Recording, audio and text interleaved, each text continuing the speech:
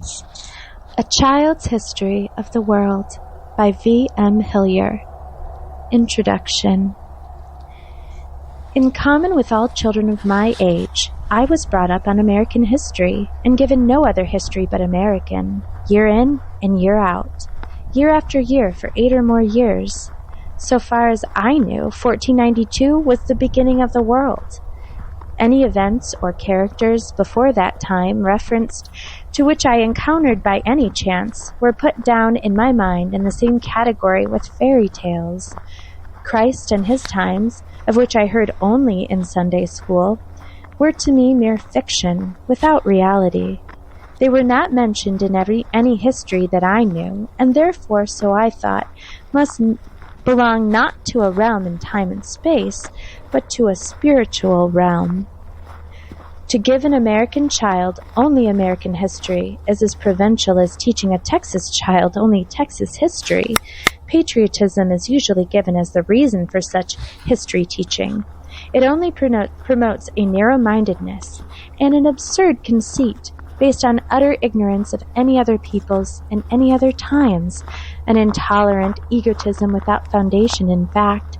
Since the World War, it has become increasingly more and more important that American children should have a knowledge of other countries and other peoples in order that their attitude may be intelligent and unprejudiced.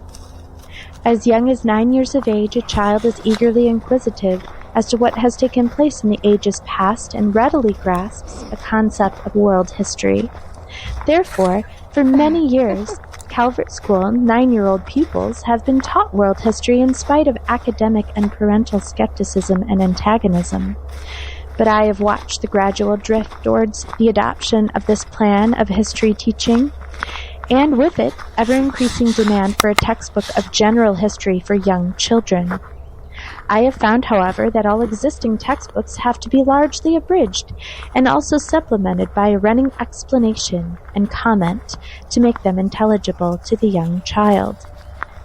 The recent momentous studies into the native intelligence of children show us what the average child at different ages can understand and what he cannot understand, what dates, figures of speech, vocabulary, generalities, and abstractions he can comprehend, and what he cannot comprehend.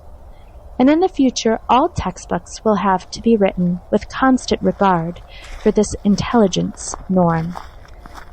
Otherwise, such texts are very likely to be over the child's head. They will be trying to teach him some things, at least that, in the nature of the case, are beyond him.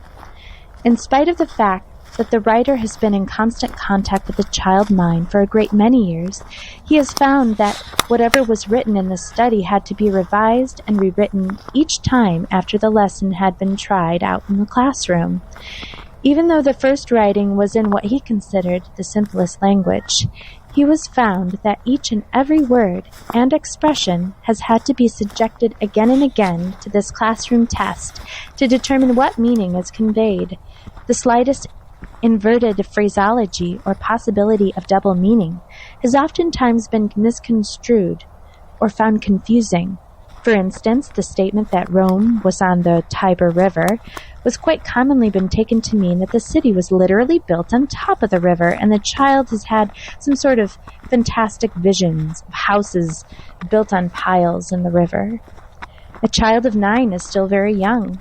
He still may believe in Santa Claus, younger in ideas, in vocabulary, and in understanding than most adults appreciate, even though they may be parents or teachers, and new in information can hardly be put too simply.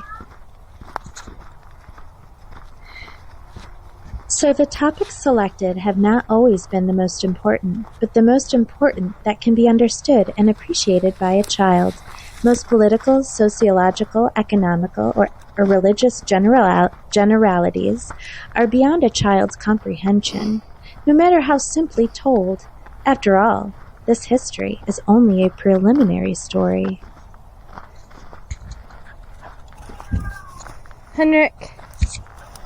This was a small excerpt from A Child's History of the World by V. M. Hillier for educational purposes. If you're interested in more, please subscribe. What do you